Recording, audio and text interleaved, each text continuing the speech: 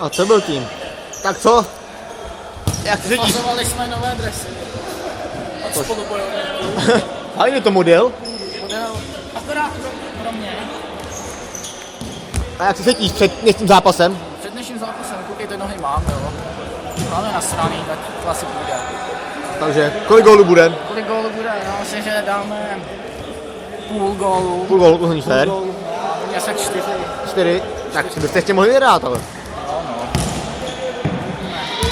Jsou rozestavěný. A já tady kecám. Tak Kecáš, tak se mě jo. Ať to vyjde.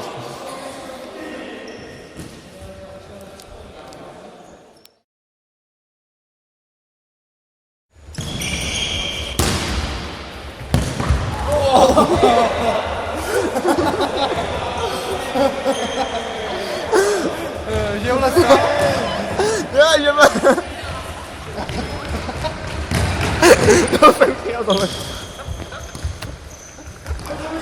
Máš to?